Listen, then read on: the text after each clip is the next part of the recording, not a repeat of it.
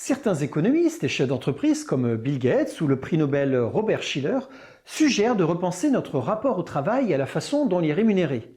Avec l'aide des robots, nous pourrions consacrer plus de temps à nos loisirs, à notre famille ou à des projets personnels comme l'art, le sport, le bénévolat ou des projets de création d'entreprise, tout en conservant un revenu suffisant pour vivre décemment.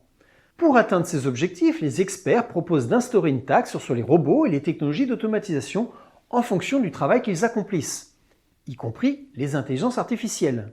À quoi servirait cet argent récolté? Ces économistes proposent de financer un revenu universel grâce à cette taxe sur les robots, permettant à chacun de vivre décemment.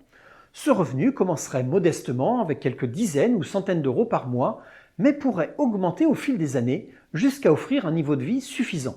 Cette aide libérerait les individus des contraintes financières de fin de mois, leur donnant la liberté de se consacrer davantage à ses activités propres. Au lieu de cesser complètement de travailler, la plupart des gens choisiraient probablement de réduire simplement leur temps de travail, tandis que d'autres, plus ambitieux, continueraient à travailler pour des revenus plus élevés. Cela deviendrait donc un choix personnel. Il existe d'autres alternatives?